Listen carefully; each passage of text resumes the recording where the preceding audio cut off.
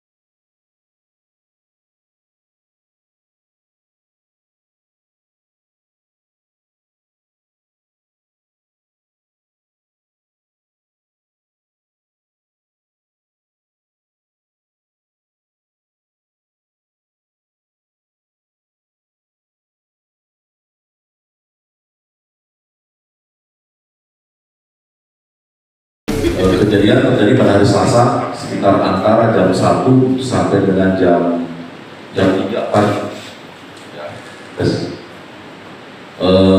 Adapun motif dari pelaku ini adalah untuk menguasai harta motif ekonomi, di mana bahwa pelaku ini mempunyai hutang kepada korban sejumlah 7 juta selain karena jengkel sering ditagih juga ingin mendapatkan uang, karena pelaku ini tahu bahwa ada beberapa teman dekat dari korban yang korbannya sering meminjam uang kepada korban ini. Jadi istilahnya korban ini secara ekonomi mampu, ya. Kemudian juga korban ini sering ke rumah pelaku karena sudah dianggap saudara. Nah, kejadiannya kami jelaskan polisi dari awal bahwa pelaku ini sudah berniat untuk melakukan pembunuhan sekitar 2 minggu sebelum kejadian. Ini paling tidak yang bisa kami buktikan. Dimana kita cek dari perangkat ponselnya, pelaku ini sudah melakukan pencarian kapan manusia bisa bertahan nafasnya jika ditutup pakai bantal, gitu ya. Nah, jadi udah melakukan pencarian bagaimana kalau membunuh pakai bantal ini kira-kira butuh waktu berapa menit sampai si korban ini meninggal. Itu paling tidak 2 minggu sebelum kejadian. Nah, kemudian beberapa hari sebelum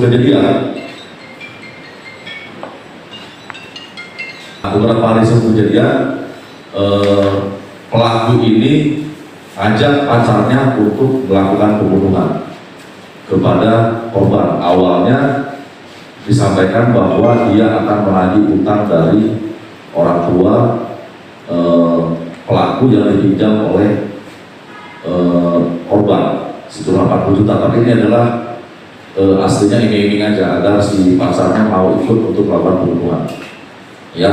Nah, kemudian awalnya si pelaku yang satunya Asrul namanya ini nolak, awalnya nolak karena takut kan, nggak tahu perhitungannya. Nah, kemudian pada hari Senin jam 11 malam ketika mereka nongkrong di salah satu warung kopi di Jalan Boulevard, dia ngajak lagi untuk melakukan pembunuhan. Nah, kemudian pada jam 11 itu si ini yang perempuan Vivi ini ngajak Asrul untuk diantar ke rumah korban. Diantar, kemudian si Asrul kembali lagi. Emang sudah dikode, nanti datang lagi di sini ketika si korban udah tidur. Jadi pada saat masuk sana ketok pintu, korban membuka. Korban membuka karena udah kenal dengan pelaku ini, ya. Sudah kenal dengan pelaku ini, sering bertemu. Nah, sudah disampaikan bahwa nanti kami sekali lagi ketika si nenek ini almarhum sudah tidur. Nah, sekitar jam 1, ketika jam 2, jadi jam 1 berangkat ke TKP, kembali lagi ke Boulevard untuk Asrul ini, kemudian jam 2 dikontak lagi ke sini, ini neneknya udah tidur. Nah, kemudian ketika datang ke sana sudah tidur, kemudian yang perempuan ini masuk ke kamar bersama dengan awalnya perempuan itu masuk ke dalam kamar memastikan sudah tidur atau belum. Kemudian si pelaku Asrul ini nunggu di ruang tamu. Nah,